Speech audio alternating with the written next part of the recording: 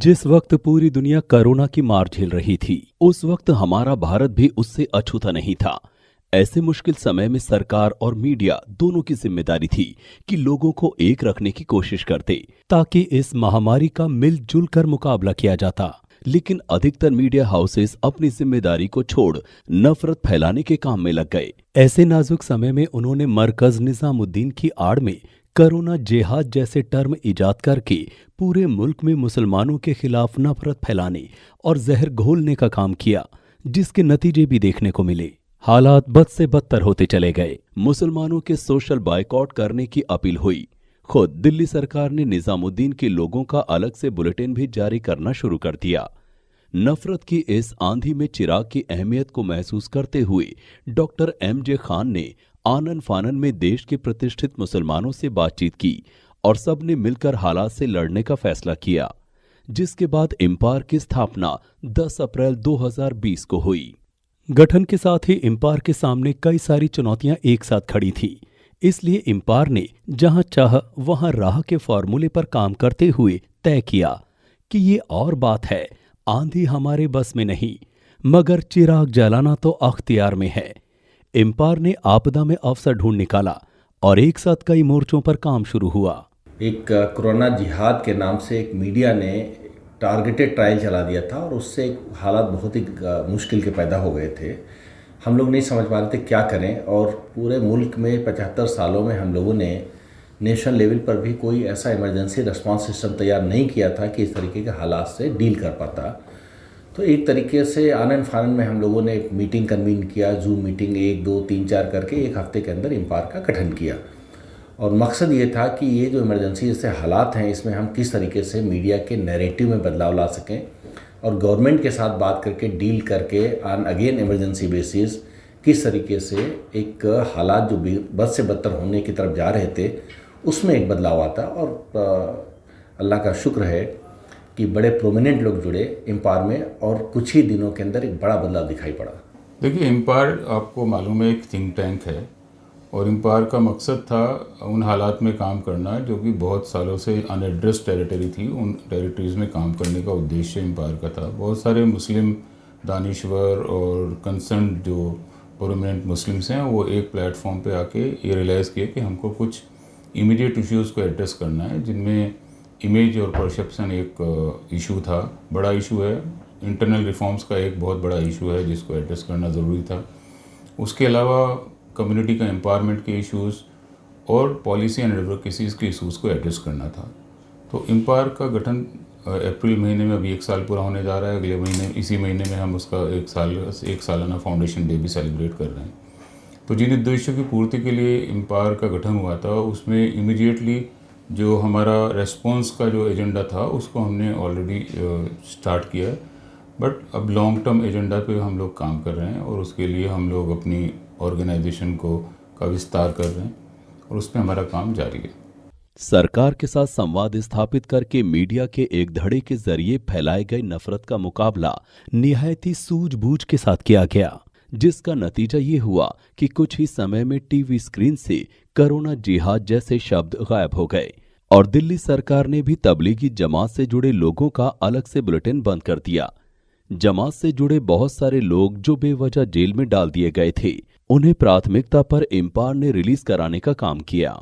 लेकिन बात इतने से बनने वाली नहीं थी, क्योंकि इम्पार ने अपने स्थापना के पहले ही दिन ये तय किया था कि मुसलमानों की तरक्की और उनका सुधार उसका पहला मकसद है। इसी मकसद से इम्पार ने ऐसे नाजुक हालात में खुद को लोकल से ग्लोबल स्तर पर ले जाने का फैसला किया, ताकि दुनिया के जिस कोने में भी भारतीय मूल के मुसलमान रह रहे हैं और जिन्होंने भारत का नाम दुनिया में रोशन किया है, उनके तजुर्बे से फायदा उठाया जाए। कुछ ही दिनों में तमाम जानी मानी हस्तियां इम्पार के साथ जुड़ती चली गईं। और इम्पार अभी तश्कील हुआ है ये एक बात है, लेकिन हम और यही ग्रुप, इनमें जो नुमाया नाम है, चाहे वो खान साहब हों, चाहे वो खालिद अंसारी साहब हों, चाहे दीगर नाम हों, हम सब लोग वक्तन फ़वक्तन मिलते रहे थे और इस पर लगातार बात कर रहे थे कि मुस्लिम रिप्रेजेंटेशन जो है वो बहुत गलत तरीके से हो रहा है और गवर्नमेंट के साथ भी बात करने के लिए हमारे पास कोई इदारा नहीं है, समाज के अलग अलग फ़िरक़ों से बात करने के लिए कोई इदारा नहीं है। और जो हम आहंगी होनी चाहिए हमारी एक बहुत ही मतलब पुरानी सांस्कृतिक विरासत है हिंदुस्तान की, उसके साथ मुसलमान का रिश्ता क्या होगा, वो जो एक हम आहंगी होनी चाहिए थी कल्चरली एंड सिविलाइजेशनली, उसको लेकर के भी हम लोग बात करते थे। तो ये एम्पायर ज़रूर 1 साल पहले बना है, लेकिन हमारे जहनों में इसके बीज कम से कम 10 साल पहले से पड़े हुए थे और हम लगातार इस पर मिल रहे थे, बात कर रहे थे। कई फॉर्मल मीटिंग्स भी हुई थी जिसमें बहुत बड़े नामी गिरामी लोग शामिल हुए थे। उनमें से कुछ लोग तो इस वक्त हमारे बीच मौजूद नहीं हैं और कुछ लोग कोविड की वजह से उस तरह से शामिल नहीं हो पा रहे हैं। कुछ मुंबई के हैं, कुछ हैदराबाद के हैं, कुछ साउथ इंडिया के हैं, चेन्नई और केरल के, जो शामिल नहीं हो पा रहे हैं। लेकिन वो सारे लोग हमारे साथ पिछली मीटिंगों में शामिल होते रहे हैं। तो ऐसा नहीं है कि ये कोई नई बात है और ये इत्तेफाक है कि हम जो ग्रुप है फाउंडिंग मेंबर्स का, हम लोगों ने शुरू किया, क्योंकि ये तिश्नगी मुसलमान समाज में भारत के बहुत अरसे से महसूस की जा रही थी। कोई भी कर सकता था। ये इत्तेफाक है, खुशाइन बात है कि हमारे जिम्मे ऊपर वाले ने ये काम दिया। कोई भी काम सरकार के सहयोग के बगैर असंभव है। इसलिए एम्पायर ने भारत सरकार से लेकर तमाम राज्य सरकारों से बातचीत शुरू की। उनके सामने मुसलमानों को पेश आने वाली समस्याओं को रखा, उन्हें उनका एग्जिट रूट भी बताया और उनसे मदद भी मांगी। फिर पक्ष के लोग हों या विपक्ष के लोग, एम्पायर ने सबको अपने फोरम पर बुलाया, उनकी बातें भी सुनी और उनको अपनी बातें भी सुनाई, ताकि जो गलतफहमियां हैं उनको डायलॉग के जरिए दूर किया जाए। इस कड़ी में सुरेश प्रभु से लेकर मोहम्मद सलीम और सुधांशु त्रिवेदी से लेकर डॉक्टर दिलीप पांडे समेत कई महानुभावों को एम्पायर ने अपने फोरम पर आमंत्रित किया। सरकार के साथ डायलॉग प्रोग्राम के तहत एम्पायर टीम ने डॉक्टर अशोक वाजपेयी एमपी व श्री भूपेंद्र यादव एमपी से लेकर माइनॉरिटी मिनिस्टर जनाब मुख्तार अब्बास नकवी से लेकर सूचना एवं प्रसारण मंत्री प्रकाश जावड़ेकर साहब, डीजी प्रेस इंफॉर्मेशन ब्यूरो व स्वयं रक्षा मंत्री जनाब राजनाथ सिंह साहब से मुलाकातें की। एम्पायर के कामों को मीडिया हाउसेज ने भी सराहा। इंटरनेशनल मीडिया हो या नेशनल या फिर लोकल, सबने एम्पायर के कामों की प्रशंसा की। कोरोना काल के पहले फेज में एम्पायर ने मस्जिद में नमाज से लेकर रमजान, ईद और कुर्बानी तक की गाइडलाइंस जारी की, लोगों से सतर्क रहने की अपील की।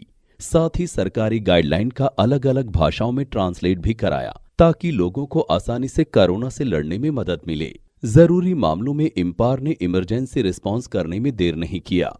डॉक्टर लाल चंदानी के मामले में जहां इलाहाबाद हाई कोर्ट में पीआईएल दाखिल की, वहीं भारत सरकार से लेकर medical council of India, PIB व कई मामले पुलिस साइबर सेल्स में रजिस्टर किया, ताकि नफरत के सौदागरों से निपटा जा सके।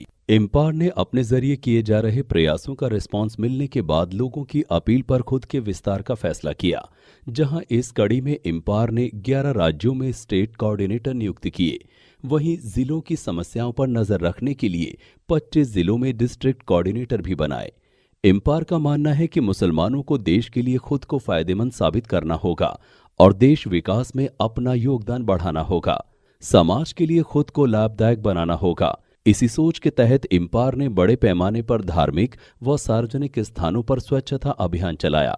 मस्जिद हो या मंदिर, सड़क हो या गली, सब जगह सफाई के प्रोग्राम आयोजित किए, क्योंकि इस्लाम धर्म में सफाई को आधा ईमान बताया गया है। खानकाहों से चलने वाले जिस लंगर को अपनाकर सिख भाइयों ने 1984 के बाद अपने सिलसिले में लोगों का नजरिया बदला, एम्पायर ने उस दिशा में भी काम किया। अलग अलग जगहों पर लंच प्रोग्राम का आयोजन किया। एम्पायर ने इसी कड़ी में सोशल रिफॉर्म्स पर भी फोकस किया, जहां महिलाओं के अंदर आत्मविश्वास पैदा करने के लिए उनको मंच दिया और महिला दिवस को सेलिब्रेट किया। वहीं नौजवानों की सलाहियतों को निखारने के लिए उनको पूरा अवसर दिया। एम्पायर ने youth and women leadership programs को अमल में लाया तथा नौकरियों में हिस्सेदारी व स्टार्टअप शुरू करने के लिए कई सारे जॉब एम्प्लॉयबिलिटी प्रोग्राम्स व बिजनेस स्टार्टअप्स के प्रोग्राम आयोजित किए। कम्युनिटी के एक आउटलुक में, एक सोच में बदलाव लाना, एक नेगेटिविटी और रिग्रेशन के बजाय एक पॉजिटिविटी और ऑप्टिमिज्म, हर चीज़ में अपने लिए अवसर देखना, बेहतरी देखना, एक मौके तलाशना, एक अपॉर्चुनिटीज़। तो एक ये सोच में बदलाव की लंबे टाइम से ज़रूरत है। उसकी वजह ये है कि हमारे वहाँ पॉलिटिकल सोशल एलिमेंट्स ऐसे 70-75 सालों से रहे हैं जिन्होंने कम्युनिटी को इमोशनल प्लेटफॉर्म पे परेड कराया है। एक तरीके से हेडलेस चिकन जैसा कम्युनिटी को बना के रखा है ताकि उनकी अपनी दुकान चलती रहे। इस सोच में बदलाव की ज़रूरत है और हर वो काम करना है जो काम कम्युनिटी के फ़ायदे के लिए हो, ना कि हमको अपनी दुकान चलाने के लिए हो। तो ये बदलाव की ज़रूरत है। कम्युनिटी को ये मल्टी कल्चरल सोसाइटी में कैसे बेहतर तरीके से कंडक्ट करना है, उसके लिए खुद में बदलाव की क्या ज़रूरत है, क्योंकि हर एक को कोसने से काम नहीं चलने वाला है। तो उस बदलाव के तरफ लोगों को मोड़ना है, अवेयरनेस पैदा करना, सेंसिटाइज करना, ताकि बेहतरी की तरफ कम्युनिटी बढ़ सके, एक एम्पावरमेंट की तरफ बढ़ सके, एक मल्टी कल्चरल सोसाइटी में रिस्पेक्ट की तरफ बढ़ सके। लोगों के नज़रियात में बदलाव आना चाहिए और हमारे कम्युनिटी के एक सोशल और इकोनॉमिक स्टेटस में बदलाव आना चाहिए। एक एजुकेशन की सेंट्रलिटी है, कारपोरेट सेक्टर से डील कर रहे हैं, तमाम इनिशिएटिव हम लोगों ने लिया है। मार्केट अपॉर्चुनिटी से कैसे जोड़ा जा सकता है, गवर्नमेंट की स्कीम्स के साथ, वेलफेयर प्रोग्राम्स के साथ कैसे जोड़ा जा सकता है।